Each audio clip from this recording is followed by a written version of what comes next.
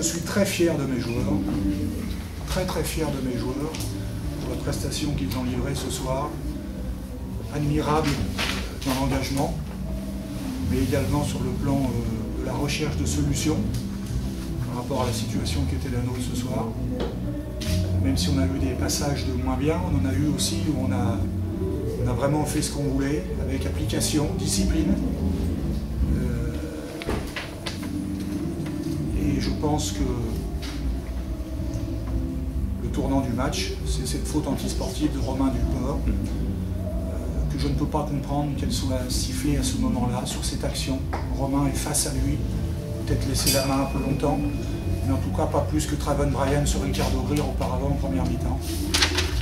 Mais bon, c'est tout le temps comme ça, donc je ne dirai pas plus, parce que j'ai pas envie d'en refaire 50 heures de travaux d'intérêt général. Tout en plus que je pense que je ne les mérite pas.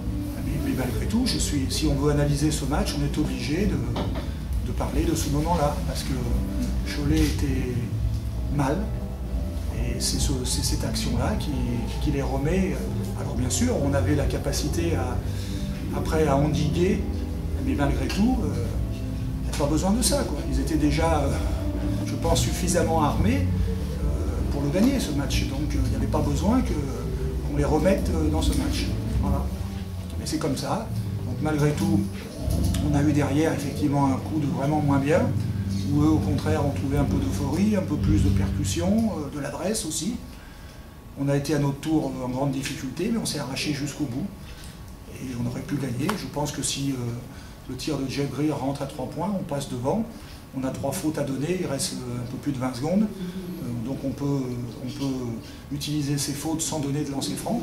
Je pense que Cholet n'est pas en bonne posture pour s'imposer. Malheureusement, on n'a pas marqué ce panier. Voilà, après on est obligé de faire faute, ils mettent les lancers. Après c'est comme ça. C'est le basket. Romain Duport a fait un match exceptionnel. Hein. John Chourna aussi, on devinait depuis 15 jours qu'il allait nous apporter beaucoup de choses. Et, son abnégation à l'entraînement, son sérieux. Et aujourd'hui, on a pu mettre en valeur son adresse grâce à la discipline de l'ensemble de l'équipe. Voilà, on a joué juste sur beaucoup de situations. Et c'est ce qui nous permettait de faire le match qu'on a fait. Voilà. J'aurais aimé savoir ce qui se serait passé s'il n'y avait pas eu ce maudit coup de sifflet. Voilà. Je ne le saurais jamais. Non plus. Romain n'a pas agressé. Il a peut-être laissé un peu. Il était face à lui, pas derrière. Face à lui.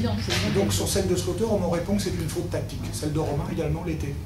Donc non, ça ne s'explique pas de toute façon. C'est comme ça. Qu'est-ce que vous voulez que je vous dise? C'est comme ça. Voilà. Contre ça, je ne peux rien faire. Je pouvais chercher des solutions pour arriver à jouer et gagner à Cholet avec cette équipe-là. Mais je ne peux pas. Contre ça, je ne peux rien faire. Voilà. C'est comme ça. Non, il est revenu. J'ai eu très peur sur le coup. J'ai vu notre série. On en a besoin.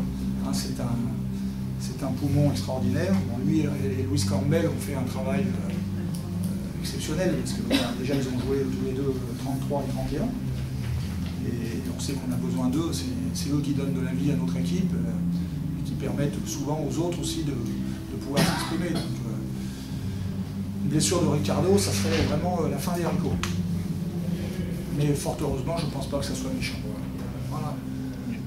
Bon, le championnat est serré, Boulazac a gagné au Mans, donc voilà, ouais, Boulazac a gagné au Mans, donc bon, le Mans revenait de Moscou, hein, tout est, voilà, comme Cholet a joué, on savait ça, Cholet a joué à Ulm mercredi, c'est des éléments qui comptent, ça pèse, et il est clair que ça fait partie de la donne. Bon, après ils ont plus de joueurs, ils s'en sont sortis avec un très bon passage de Onaimbo et Slaughter. Onaimbo qui met beaucoup les mains partout. Beaucoup. Ah, combien de fautes? Une faute. Ah, bah, c'est incroyable ça. Excusez-moi. Non, c'est difficile. Je crois que Rudy, il doit travailler encore. J'aimerais qu'on ne fasse pas comme avec chaque fois qu'il y a un prospect français qui montre le bout de son nez, qu'on l'empêche d'aller au bout de sa progression. Voilà, qu'on n'emploie pas à tout va les superlatifs. C'est évident qu'il a un potentiel important, qui a été décrypté par la NBA, qui va l'être probablement. Il est évident aussi pour que ce joueur puisse aller jusqu'où il est susceptible d'aller, qu'il lui faut du temps. J'ai peur qu'il n'en ait pas et qu'une fois de plus, le départ soit anticipé et ça l'empêche de pouvoir réaliser ce potentiel. Voilà. Moi, j'ai un point de vue d'entraîneur, donc je pense qu'il a besoin de temps. Après, bien sûr que je l'aime bien, on l'a eu l'année dernière avec nous en stage, il s'était bien comporté. Oui. Il a la chance, pour un joueur de cette taille, d'avoir une vraie mobilité. Et bien sûr, c'est très important parce que ça s'utilise. Après, il doit progresser dans les autres registres. Il peut difficilement prendre des positions poste bas parce qu'il n'est pas assez puissant, pas assez lourd, il ne tient pas les positions dans ce domaine-là. Et puis dans la connaissance du jeu, ce qui est normal pour un jeune joueur, mais malgré tout, il lui faut du temps. Voilà. Il est déjà exceptionnel dans certains secteurs du jeu.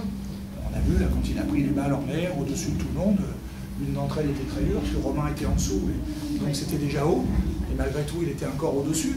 Donc ça le met effectivement vraiment dans une catégorie à part, mais je pense que dans d'autres registres, c'est encore un jeune joueur qui a besoin d'étoffer la palette.